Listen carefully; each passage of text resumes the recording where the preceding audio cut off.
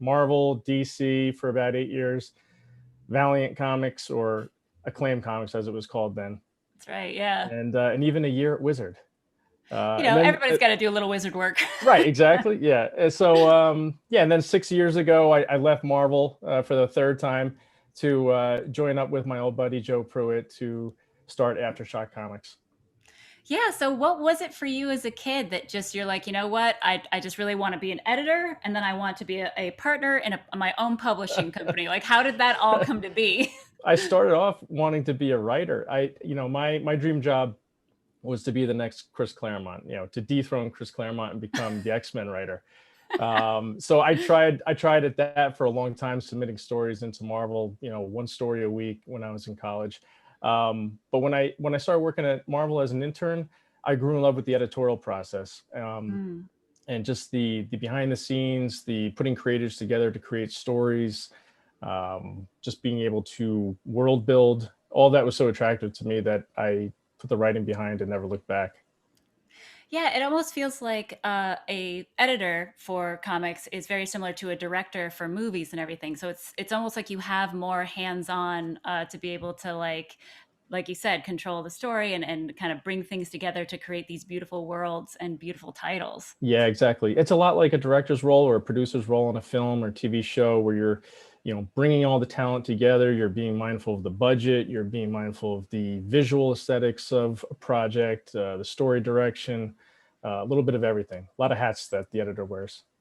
Yeah, and speaking of movie and TV stuff, we will have Zac Thompson on in a little while to talk about all of his incredible titles with us. And yeah, I love that guy, dude. Last time I saw him was San Diego, 2019 now? Yeesh. Mm-hmm. But I remember him telling me all about Lonely Receiver, and I was so excited. So it's great to see, like, now we're here and all these books have come out. And Undone by Blood has actually been optioned to be a TV show with Norman Reedus's new production company. So, what is it like for you, kind of also dipping your feet into film and TV world as well with these books? It's exciting. It's just great to see that there's an audience out there that wants to see these properties we create, not only in comic book form but in film and TV. So it's wonderful to see our creators come in with their passion projects and these stories they've been working on for so long, and then to see them not only see life as a comic book, but then to potentially see life in other media. It's really rewarding, and it's great, especially for people like Zac Thompson and Lonnie Nadler who have worked so hard for so long. Oh yeah. And so is that kind of one of the reasons you put together Aftershock Comics the way you did? Because I know this is a very creative, friendly company, especially when it comes to not only owning their own IPs for their comic books, but then also being able to have them sold for film and TV rights. Yeah, exactly. I mean, our first goal was to create great comic books and great high quality comic books, but we wanted to be a safe and friendly haven for creators to come and tell their passion projects. And I think over the last 6 years, Joe and I, with the help of our other partners, John and Lee Kramer, have built a place where creators of all types, not just in comic books, can come and tell their stories and feel that they're protected, that their interests are being looked out for, that their visions are being respected. And I think they can have some fun in the process too. Yeah, absolutely. It seems like every single one of the creatives that I've talked to is just so happy working with Aftershock and that they get to really dive into their own worlds and these characters. And, for Zac specifically, I'm looking forward to what it's like for him having his characters on screen. That's going to be so mind blowing. I know. And can you imagine being played by Norman Reedus? Right? I guess that's okay. Yeah. He's okay, I guess. Um, but and make sure anybody who's watching this stream, if you have any questions for Mike Marts, we are monitoring the chat, so we'll be asking him any of your the best questions from the chat. So make sure that you let us know if you have any questions for him. And for you, Mike, we've had some pretty incredible titles for 2020 and 2021. Have there ever been like any specific favorites for you or things you're looking forward to? It's funny. I get asked that question, and it's like picking, like who's your favorite kid, or who's your Same, favorite yeah. friend. It's weird, with everything that's happened in the last year. It's actually been a banner year for us in terms of projects getting received and sales. The fans, it's like they didn't care that there was a pandemic out there. They showed up and they wanted great content. I definitely have some favorites over the past few months. Maniac of New York from Elliot Kalan and Mhm. Andrea Moody has been a breakaway hit for us. And another big hit for us has been We Live from the Miranda brothers, Inaki and Roy. And, those guys, when they showed us the idea for their project a few years ago, we primarily, acquired it based on the amazing artwork. Mm. And we had no idea what amazing storytellers they would be as well. Um, those guys have just like created this whole new world. And it's the first time we've ever done a second printing on an issue 5, which is, something to talk about. Yeah, We Live has been certainly a big project for us. Yeah, and for all those We Live fans out there, make sure you do stay tuned. We are going to have a live sale at the end of this happy hour, and it'll have some exclusive stuff that you can only get here, and it'll Ooh. be also on sale for today. So make sure you stick around for any We Live and Undone by Blood fans. So, and I actually, I wanted to almost expand on what you were talking about with, how difficult 2020 was and everybody being stuck at home and all that kind of stuff, because I had the same fear for, as a lot of, I'm sure, comic book publishers, that, consumers weren't going to be able to get the books, wouldn't want the books, would want to just switch to digital. But incredibly, it seemed like people were even more apt to go and order from their shops, whether it was for pickup or delivery, from older titles, because there was just that need for, physical ownership and being able to like turn pages because everything else became digital. Did you kind of find the same thing? Absolutely. Yeah. I mean, the comic audience and the comic industry has been through ups and downs over the years. And if there's one thing that could be said about just the community as a whole, is that we stick together and support one another. And I think that's what happened, starting last year when all the craziness started happening, is that readers wanted to support their stores Mm-hmm. and the stores wanted to support the publishers. And somehow we all found a way to come together and get some great product out there.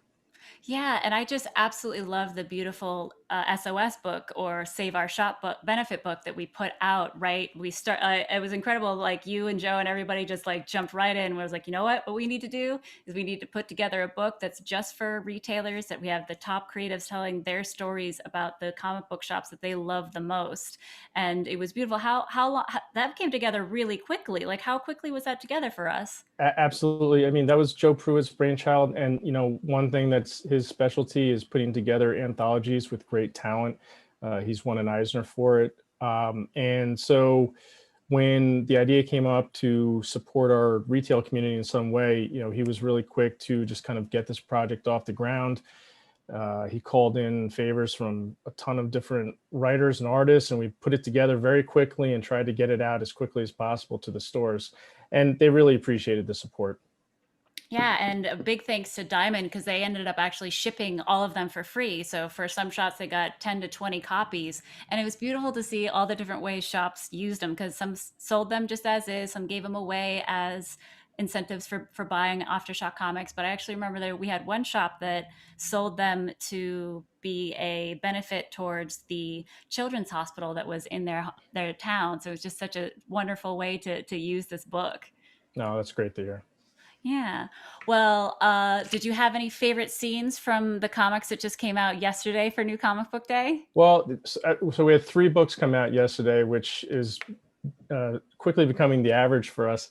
Um, the biggest thing we had come out yesterday was the debut of Girls of Dimension 13, which it's a project which we acquired, I want to say 4 or 5 years ago. And have you got it there? Look at Oh, that. yes, I Oh, do. great, Try not great. to sign it too much. There you Yeah, go. so Graham Nolan is the writer, and Graham is normally associated with being an artist. He was a longtime Batman artist, but he wrote this and teamed with another industry veteran and legend, Brett Blevins, on artwork. It's a really cool concept for teenage girls with magical abilities being called together I don't want to spoil too much, but Yeah. for some, a very cool mission to come. My favorite scene from the issue is really just the introductory scene, the opening few pages. Our main character, Abigail, is she's been invited to a special magical school in New York, and she's getting out of the taxi and just experiencing New York for the first time. And I know, for a lot of us, that's a very magical moment, and just kind of seeing her taking the city through her eyes, through her POV. That's my favorite scene. Yeah, I gotta say, if this book had come out when I was like in my late teens, I would have been absolutely addicted, because I was that girl who came from a tiny, tiny little town in Montpelier, Vermont, and took my first train ride ever and my first cab ride ever to do my audition for this musical theater college I ended up going to. And that was my first experience ever in New York City. So it was really exciting. Yeah, so this book is for you. Yeah, And just for for everyone me. else. Yeah. Well, Yeah. Mike, thank you so much for joining. Let me double check and make sure we catch any comments or questions from our viewers here. Let me see. So get anything here from them. Well, it looks like I don't know, I'll just wait a couple seconds from Rachel, our social media manager here, and make sure that we've caught all the comments from everybody. But we had 2 more books that came out. So yeah, yeah. we had 2 more books. We also had the second issue of The Bequest, which is a big book for us. It's our 3rd book from Tim Seeley. And then having artwork from Freddie Williams, who I worked with a lot at DC on Robin and other Batman projects. This is a ton of fun. It's a fantasy book. Anyone who loves Dungeons and Dragons or role playing is going to love this book. Yeah, I know you do. I was so excited to do the one-off pre-quest with everybody. It was too much fun. We'd hoped to do a full campaign. Unfortunately, we weren't able to get it going for this one yet, but it was great. No, I heard it was a great time. Yeah. Who knew Christina Harrington was such an amazing dungeon master? Oh, she's a big DM. Oh yeah, definitely. And then we also had the final issue of Knock 'Em Dead come out, which is our 3rd book from Elliot Rahal. He also did Hot Lunch Special and Midnight Vista for us. And this one, there's a lot of good stuff in this issue.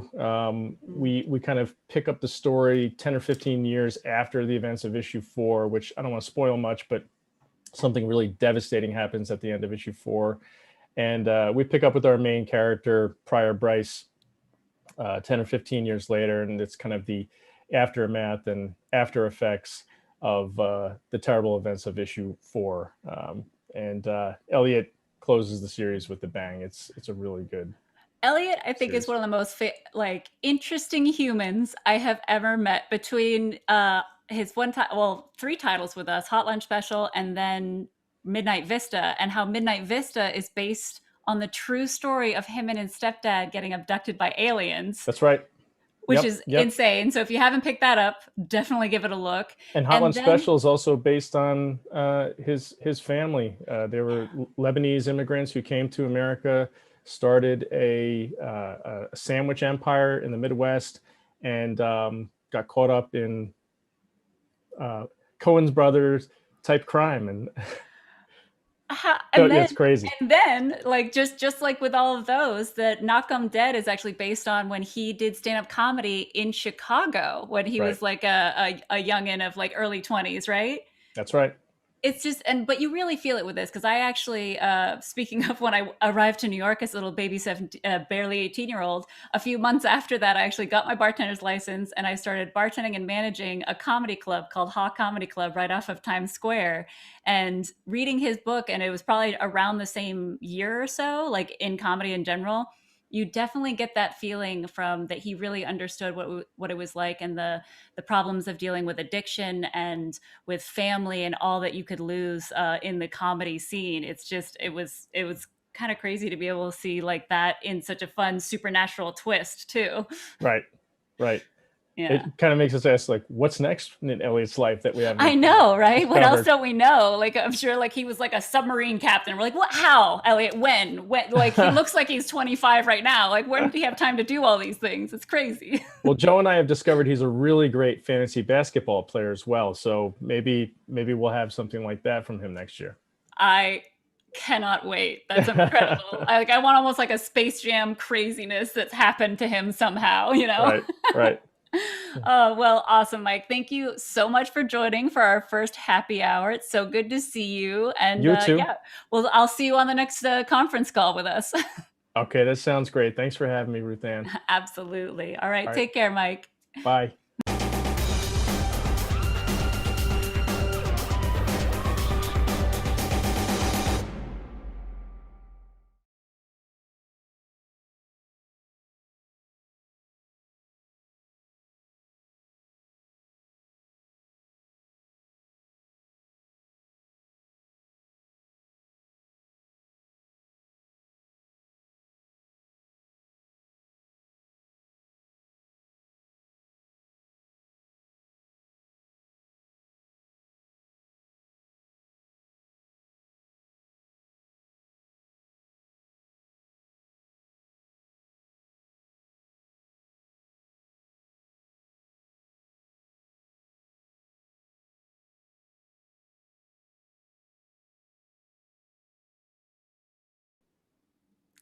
Hello, everyone. Welcome back to the AfterShock Happy Hour. I am your host, RuthAnn Thompson, and I'm so excited to bring on the incredible creator, Zac Thompson. Zac, how are you doing today? I'm doing very good. Thank you so much for having me. And how are you doing?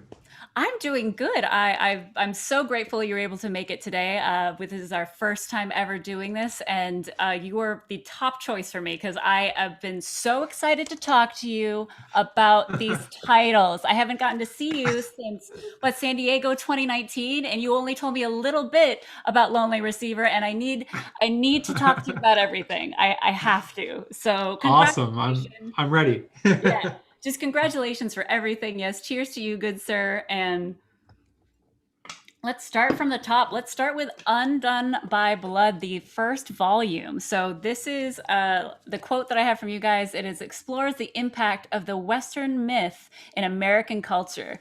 So you start this off. This one is mixed with kind of almost like the Black Freighter-esque with Watchmen. You kind of mix in and really this beautiful narrative, one about Solomon, who's this cowboy in these Western books, into stories within that they're reading and kind of taking inspiration from.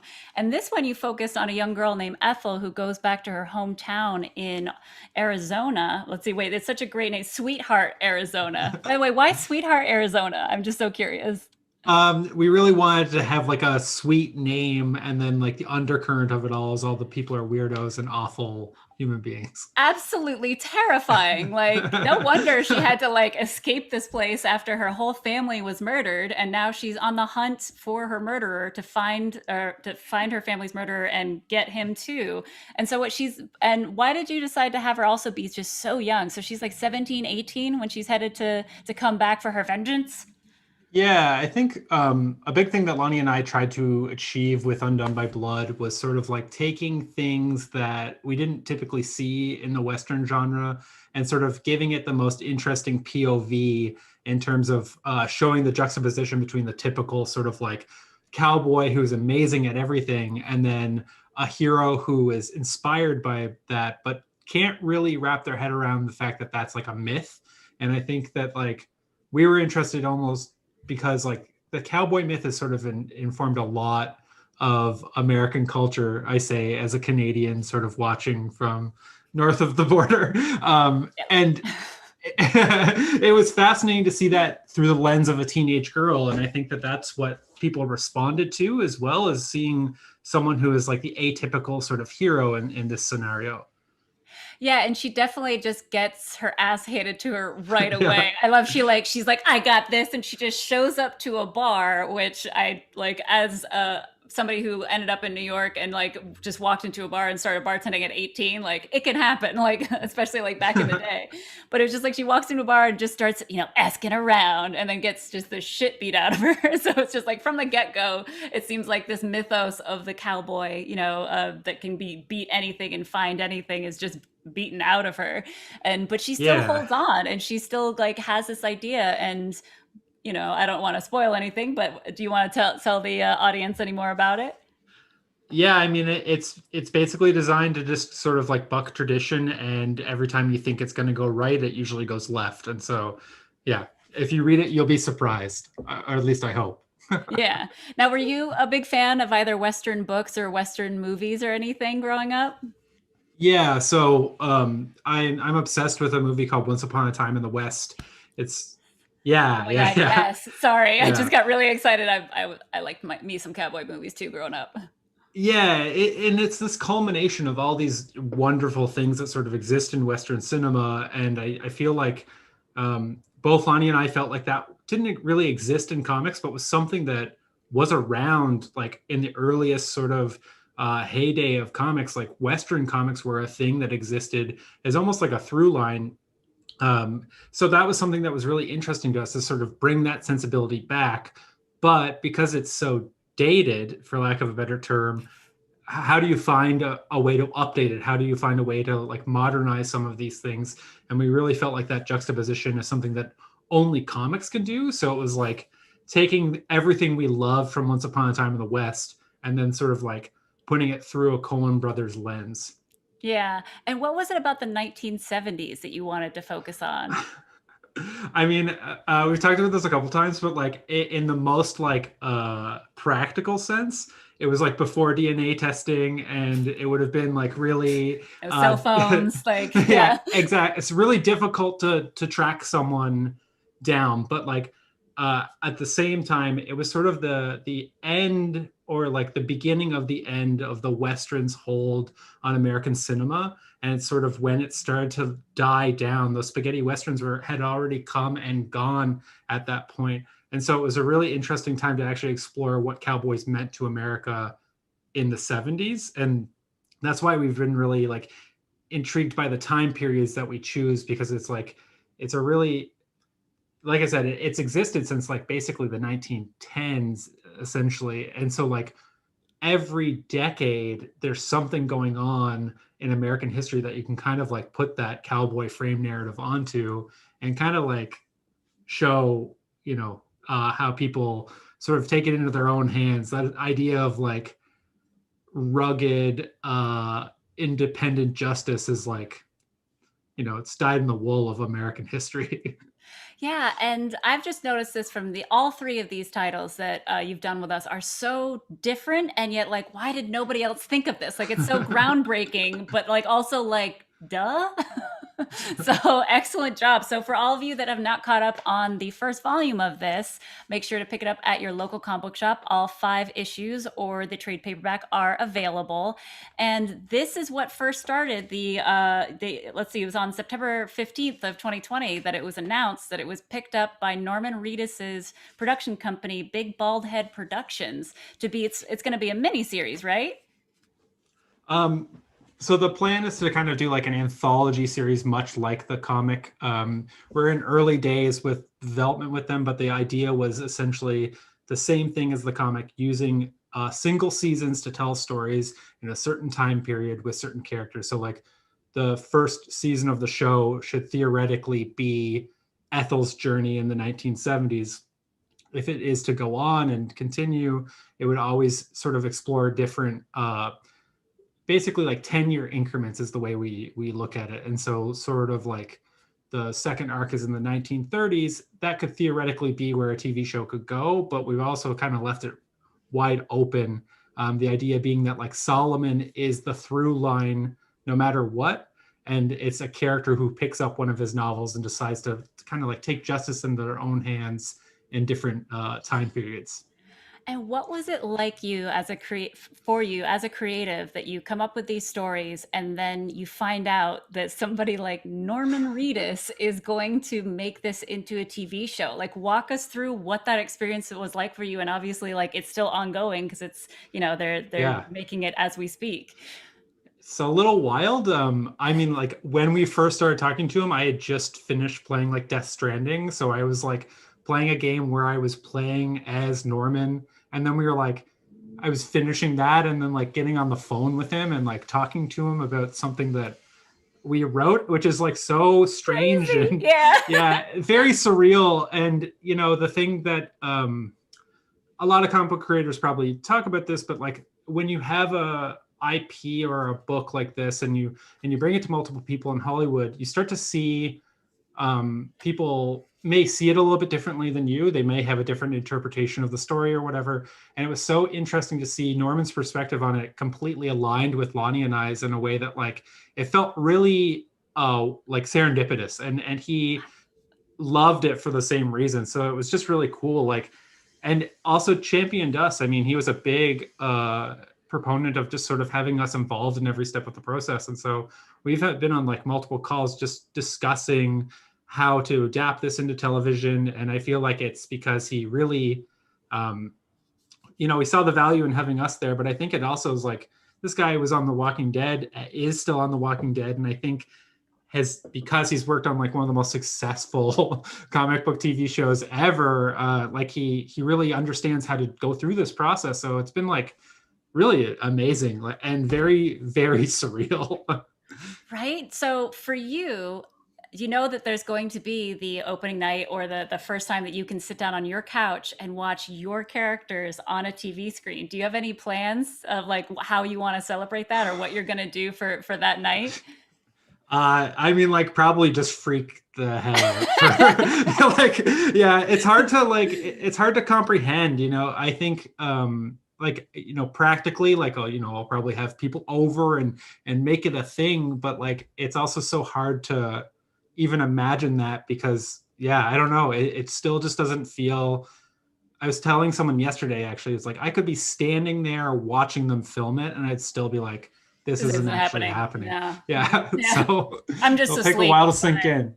Yeah, that's amazing. So reminder to anybody who's watching right now, please, any questions you have for Zac, just throw them right in the comments and we'll get to them at the end. And also anybody who's sticking around for the live sale who are Undone by Blood fans, we have some exclusives you can only get here on this live sale and for half the price sometimes. So make sure you stick around for that. So let's go right into Undone by Blood, The Other Side of Eden. So this is our next storyline, and Saul is back, interwoven with the story of a young man in the 1930s, which you mentioned, named Silvano, or Sylvie, as his cohort likes to call him.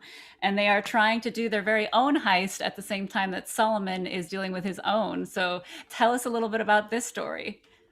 So at the time that we were coming up with this, it was like in the middle of the pandemic and sort of like seeing the global fallout of everything that was going on all at the same time. So we wanted to do something that sort of had a commentary on that sense of disillusionment people were feeling at the time, but by looking at the past. So we set it in 1934, which is about 5 years after the Great Depression. And it follows two postmen who are down and out on their luck and essentially decide to pull off a heist in the tallest building in their city of Butter, Texas, which is another weird fake city. Yeah, I just love these names because, like, for a second you're like, yeah, there could totally be a Butter, Texas. Like, especially back then, you're like, it might be changed its name later on, but yeah.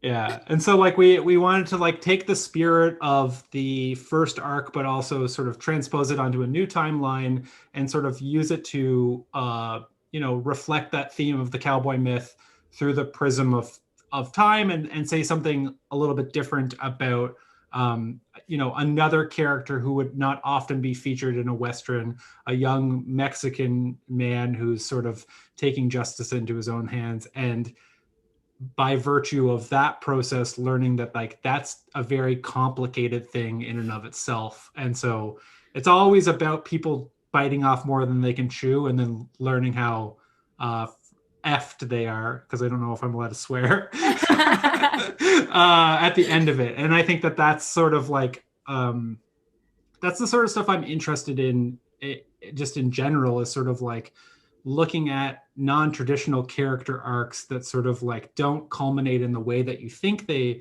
will, and sort of make you re-examine your relationship to to the character and the choices that they made leading up to that ending. So there's a lot of bad stuff on the horizon for the second arc of Undone by Blood. Yeah, you did really well not spoiling anything, because the first two issues are already out, and you can find out what happens when they run into some trouble when the third issue is in shops on May 19th. So make sure to put that on your pull list and go to your local comic book shop.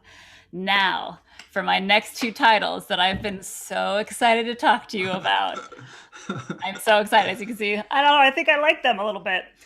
So Lonely Receiver. So I'll read the description of this as we put it, because it's a very hard thing to describe without spoiling, but it's such a groundbreaking title of being something that's so viscerally, everybody has had this experience once in their life of a terrible breakup, and then turning it into this psychedelic body horror, like internet obsessed thing. It's too much fun. So Katrin Vander is that I love the fact that I've actually only read these names. I've never said them out loud. She's a lonely video producer, buys an artificial intelligence partner that's meant to bond for life. So these are supposed to be meant for absolute life, made to be your perfect partner for life.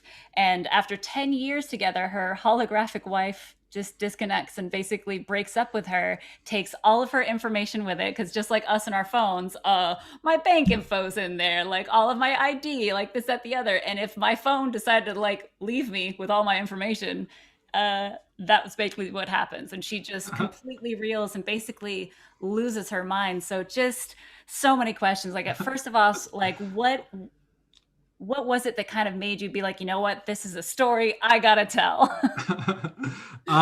It's like pretty innocuous, but I think two things. I went through a huge breakup in like 2017, and shortly after was like sitting on the bus and just realized how many people were on their phones and just like not spending any like quality human time with one another. And then two, using Tinder for the first time, and then just being like, oh my god, modern dating is the worst. Yeah, it was just an interesting thing where it felt like really weird and automated and inauthentic, and it caused me to sort of have like an existential crisis where I was like, my god, like what. I had been in a relationship for like 4 years and came out of it, and the world had sort of changed in that time. Doesn't feel like a long time, but that like, so anyway, all of the online dating sort of was this inspiration of like, oh, okay, people celebrate this stuff, but it's really dystopic to me and really strange and off-putting. And so it feels so inhuman, right? These connections that we're trying to make over data, you know? and also like very inauthentic in the way that people present themselves, and the way that like you start to, you know, once you go on dates with people, you realize like, well, you're not really who you said you were, but it's all sort of like, but was I really who I said I was? There's all this level of presentation and unraveling that sort of thing, like an onion, and kind of like getting to the center of it and going like, wow, this sucks.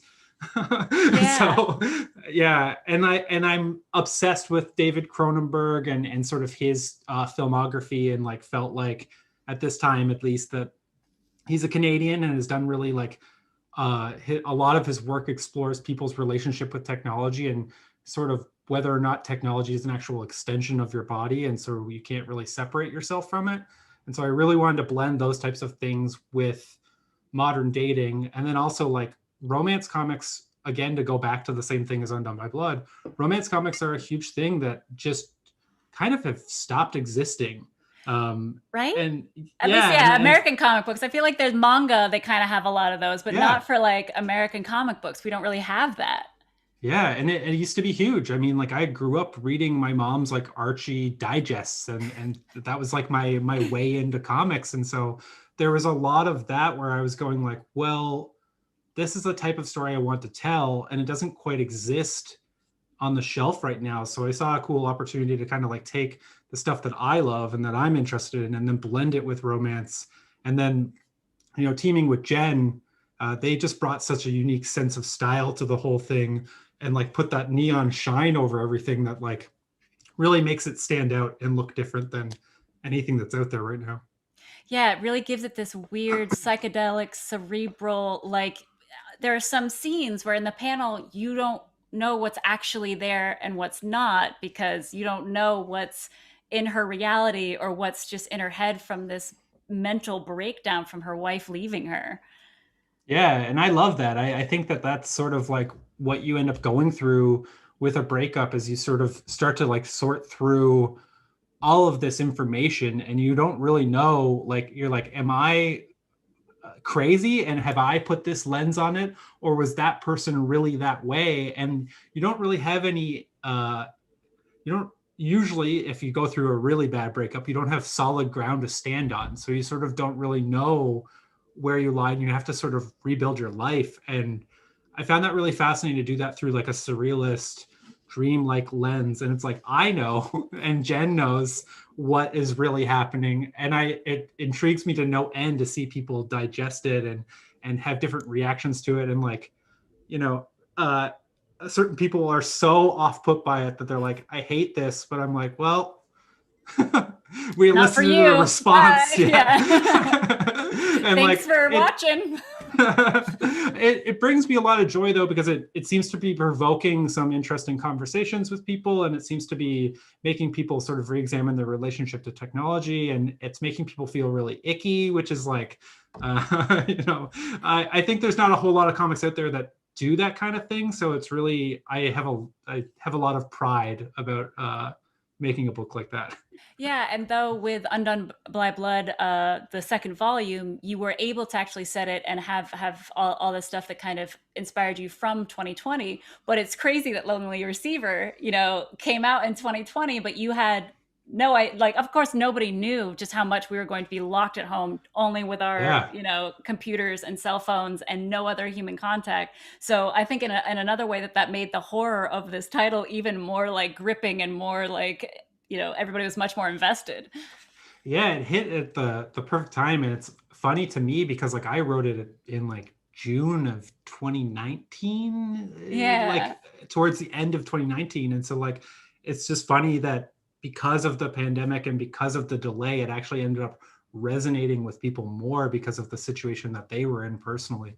Which wasn't there a cosplayer that actually did this cover artwork at a shop? Like, what was that like, having somebody like dressed up as your character from this very cover? I was like gobsmacked, I guess is the best way to put it. Like, I was just like, holy crap, like it's just so cool to see people take time out of their day, out of their lives, to then go and do something that's in tribute to something you've created. And like, I don't know, it's been so neat to me because it also, I feel like, opened up a new sort of audience that I didn't know existed, and they're like ravenous for more stuff like this. So it's been really neat. One of them, like, I had no idea. Like, again, like, this concept has never been made of a romance body horror, like, technological thriller. Like, and I was so drawn to it. So well done, sir. So any fans of this who haven't been able to pick it up yet, you can get it at your local comic book shop. All 5 issues, as well as a trade paperback, are available. And anybody sticking around for the live sale, there are going to be some exclusive graded books from Lonely Receiver. So make sure you stick around for that. So I don't have you for much time, and I really want to talk to you about this book. I've been posting online, and like when we were on the D&D stream together, and your character just had to grab the mushrooms because of this obsession with mushrooms that you have. Let's talk about I Breathed a Body. So this is a science fiction horror story about social media, big tech, and influencer culture. So this follows this, I'm going to call him a creature because I'm assuming not human. Yeah, that's fair. Yeah, it follows him, who's this absolutely hugely followed influencer named Milo. And he's a teenager, right? He's like 19. Yeah. So, and just the whole world is obsessed with him. And he's on this social media network that his father owns called MyC Pages. I wonder what that's based on. And it's just this crazy story of not only what is it called? The microphobia. So it's the fear of mushrooms, right? Yeah, and then there's tryptophobia in it too.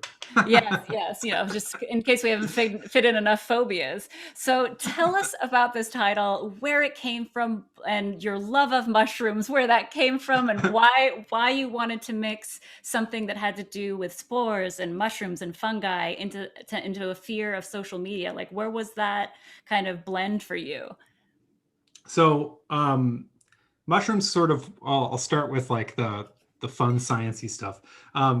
Mushrooms sort of work on the mycelial network, which means they're sort of all connected through this like membrane that's like not really sentient, but allows them to sort of transmit information to one another. And what I was researching while I was starting to work on I Breathe the Body was just like, what is the goal of a social media network? And it's often just to connect as many people as possible. It's the same goal as a mycelial network, is to make as many mushrooms as possible, to create as many connections between disparate points as possible.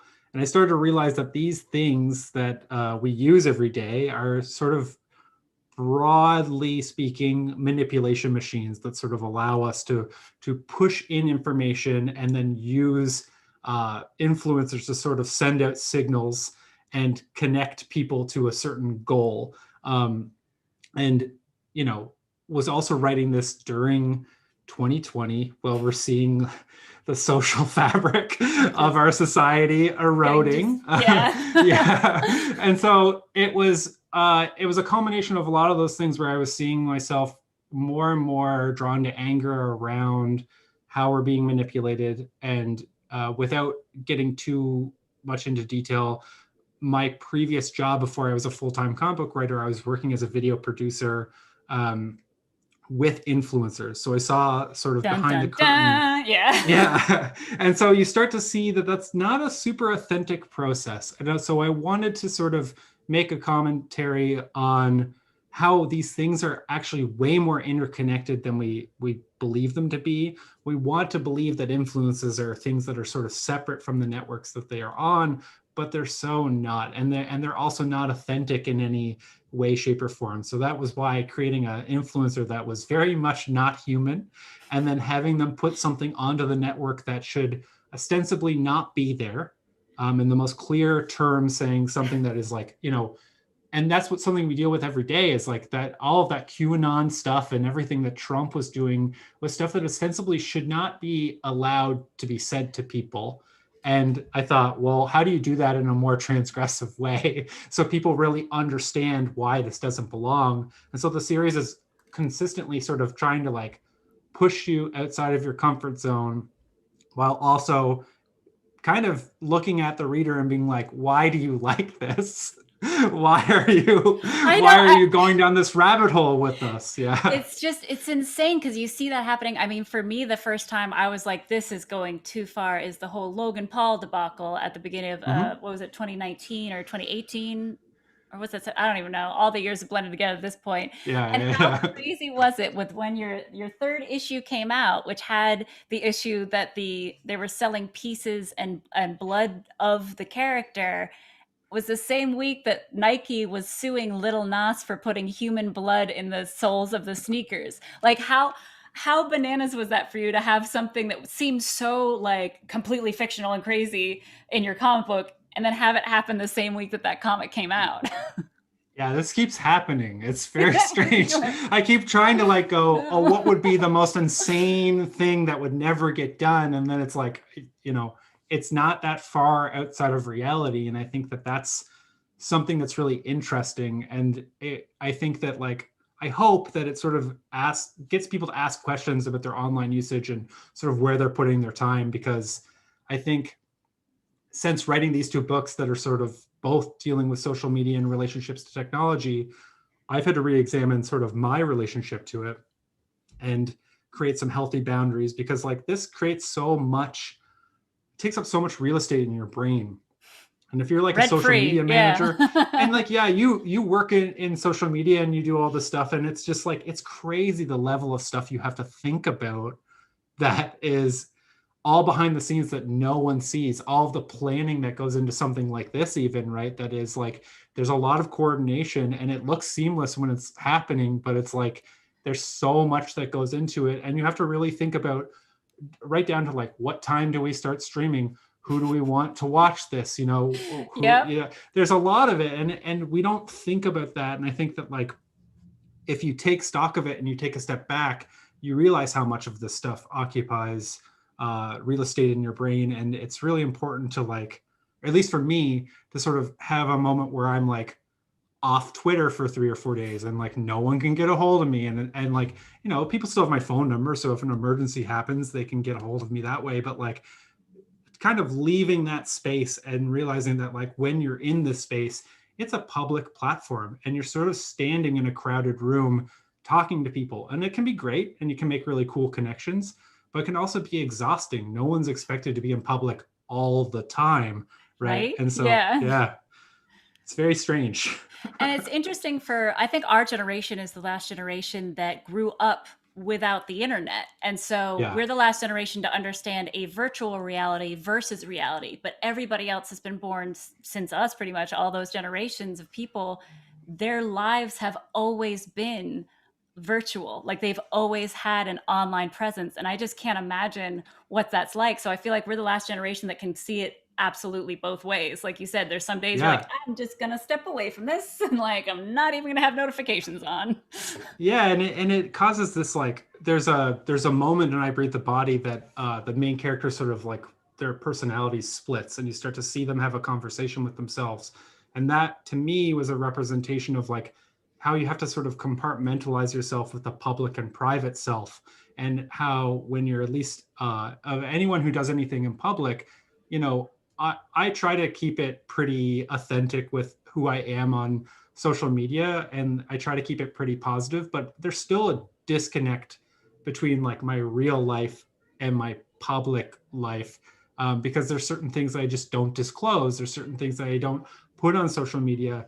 And Mhm. sometimes you're like going to type something out and you're like, wait a second, like who am, like maybe that's not a tweet that I should, that maybe that's not a thing I should actually say, or whatever. And it's like that level of curation, it causes you to sort of like have these weird mental blocks about yourself and your personality and what is safe to share and what is safe to say. And like, you know, my younger brother's a Twitch streamer and he's like on camera like 12 hours a day every day. And I'm like, it's so funny to me No. because I grew up with him, but I see him like, you know, entertaining, and I'm like, oh, that's not, you know, that's not exactly him, but like it's cool to see.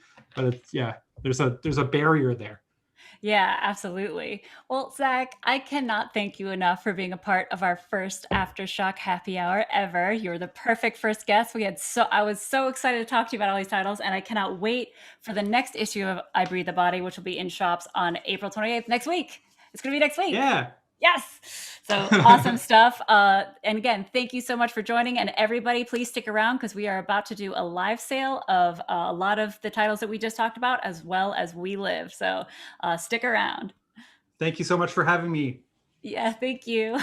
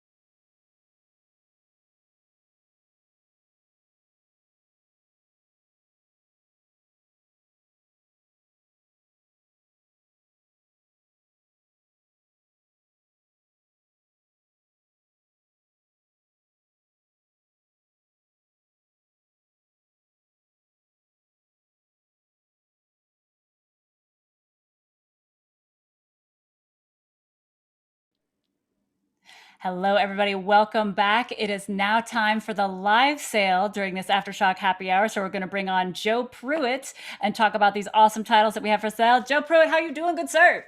Joe's in the house. Yeah. Whoop, whoop. Thanks. It's now the Joe Show. Okay, so we have some awesome titles for everybody. These are exclusive. Joe is putting them on sale just for right now. So if you want any of these books, yes, right there. Make sure you comment, and we'll get to you as soon as we can get these books to you. So let's start with, we got the Lonely Receiver #1, graded books, right? Graded books, okay. All right. 8. Yes, beautiful. Printing. Yep. We're gonna go with it, RuthAnn. You got the and that one is going to be so all of these are going to be 25 each, but we're going to do also a group sale. So if you buy all 3, it's 60. So usually this is $40 to $50, and we're only doing it for 25. All right, next up is the #1 variant of the same Lonely Receiver title. Ooh, and who is the artist on that one? I can't read about my glasses. I just wanted it to be approved on TV. All right. It's usually like a $50. It's going to be 25 as well. Whoop, whoop. And last but not least, the variant for the #2 issue of Lonely Receiver. These also usually a $50 book. We're going to put it as 25, or today only, all 3 for 60. So $75 for one total price, or all 3 for 60. Very, very exciting stuff. So make sure you comment and we'll be able to get those to you. So let's move on to the We Live #1 through 5. So as Mike mentioned at the beginning of this, we have been selling out after print of almost all of the issues of this incredible title. So we have the first printing of all #1 through 5s. Yeah, that's right. You can only buy this here. #1 is going through 3 printings, and they are all sold out. So this is the first printing, #1. We have a 2, a 3. I'm not doing a good job. 4, you got this, buddy. And the #5, which is also sold out and going to a second printing. Our first #5 issue ever to go to second printing. Super exciting. All right here, all first printings. You can only get this here. And how much are we selling for Joe? So was it, we were talking about $50? 40, 50? 40? 50. Whatever you want. 50. Well, okay. Whatever you want, good sir. 5 again. First printings are sold out everywhere. 3 printings are sold out, and 5's going to a second printing. Good luck finding one for all 5 issues. First printings are right here for $50. Bam, wham, bam. Thank you, ma'am. All right. So since we talked so much about Undone by Blood, let's sell some of it. So we got the Undone by Blood #1 graded first print. Oh, look at that, gorgeous. You got Ethel right on the front there. So first print, how much would you sell for? $100. We normally sell for $100. I will sell up to 5 of them today for $50 each, half price. What? That's crazy. I want one. $50. Yeah, well, yeah. Take it out of my check. No, all right. All right, so we have a graded first print of Undone by Blood for #1, and then we also have that's everything. No. Oh no, we have We Live. We have some more graded books for We Live. Of We Live, 9.8 graded CBCS. Generally, we would sell this for $100. You can't find it on our website, but we would sell this for $100. Today, we're selling for $75. We'll do 5 copies this way. Okay. We also have the second printing that We Live #1, also sold out completely. We normally would sell this for $75. Today, we're doing it for $60. And we have the #1 third printing, also sold out, 9.8 CBCS. Normally be $60. We're selling for $40. If anybody wants to, just post it in your little chat and we'll take care of it. Oh, yeah, and one more. Oh, what? There's one more.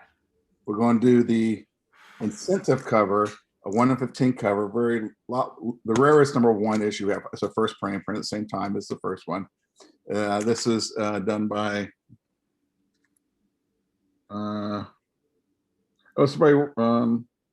Dustin. I'm sorry, I'm opening Dustin Nugan, or yes. Okay, all right. You got it. Normally this would go for $125 on the website. We're going to sell for $100 each too, up to 5. Oh, I want it. All right, so everybody buy these up before I do. Make sure you do. Do you have a favorite of any of these covers, Joe? I really like, the We Live #1. If you get the first one, because it's also a fold out. I love it. Yeah, so showing the full, look at that. So this is #1. All three versions, printings of #1 have this fold out, just different colors. So whose decision was that? Was it did the Inaki brothers say, "Hey, we really want to do like a full huge they had thing"? the idea of it, and I actually really love it. So it's great. Beautiful book. Beautiful book. So we'll let me check in with our Stefan Nielsen and Rachel. Do we have anybody? Did anything sold out yet, or is anybody buying these up? We'll find out. Oh.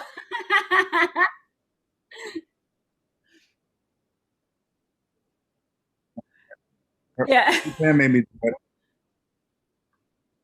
All right. What? One more time. Ready?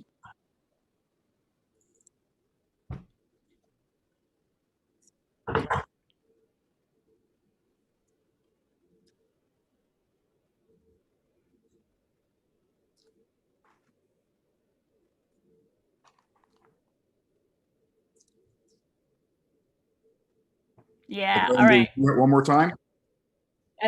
Yeah, let's go through it one more time, real slow. We Live #1 in Senta cover, the rarity. Normally $125, today only $100, $25 savings. We Live #1 third printing, normally $60. We're offering it for $40 today. All complete sellout. We Live #1 second printing, a 9.8 as well. Also sold out, obviously. Normally $75, we're offering it for $60. We Live #1 first printing. Do my Vanna White here. Normally $100, we're offering it for $75, so $25 savings. Okay. Very beginning, we had Undone By Blood, #1, the first series. Soon to be hopefully an AMC TV show near you. Normally $100, we're offering for $50 today, up to 5. Half price. Long receiver #1, regular cover. We were offering it for $25, normally $50. We're offering the incentive cover for #1, which is normally $60. We're offering it for $25. And the #2 incentive cover, which is also usually $60, we are also offering it for $25. So $25 each for the 3 longer receivers, or all 3 together for $60. Makes it $20. Considering they cost $30 a piece to get these even graded, you guys are getting a really great bargain here. Mm-hmm. Oh, and one last thing, we do have first printings of all 5 We Live issues. So 1s and 5s completely sold out everywhere in the world. Trust me, I've been checking all the shops. Yep, So and this is the only place you can get it. Yeah, so all 5 for $50 total.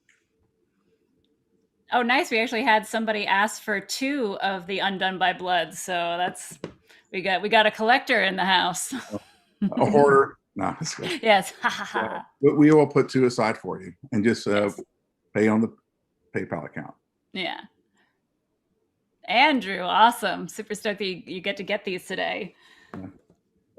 RuthAnn will deliver it to you personally to your home. Yes, I will be fully masked up. Don't you worry. We have our AfterShock breathe safely, read dangerously mask going. And we're now streaming dangerously while, drinking responsibly. Yeah, I have my coffee. Mm-hmm, mm-hmm. So, Coffee, sure, Joe. Sure it is. If anybody wants to see one copy again, let me know. I'll hold it up. Just somebody tell me. Yeah. Well, Stefan, how are we doing? Should we keep riffing? How's the sale going? You guys still under the gun there with so many comments?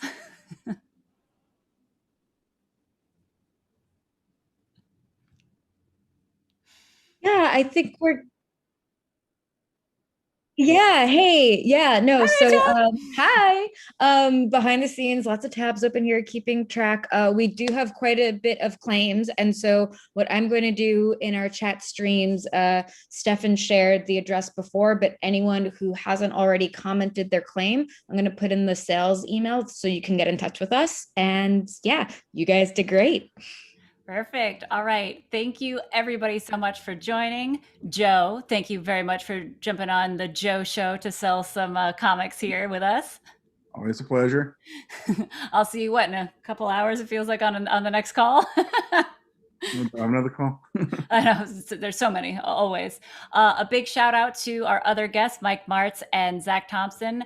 Thank you, Stefan, our production complete, Guru. I don't know, guru, like he just does everything for us as our producer. And Rachel, who is our producer's a good title, yeah. Rachel, who is our social media manager. We couldn't have done this without her as well. So everybody, thank you so much for being a part of the AfterShock family. We will see you again here on May 6th for the next AfterShock happy hour with special guest Olivia Cortero Briggs. I absolutely adore her. I was able to talk to her at LA Comic-Con 2019 about Mary Shelley Monster Hunter. So it'll be really exciting to also discuss her new title with us, Silver City. So thank you again, everyone. And we'll see you again for happy hour on May 6th. Cheers.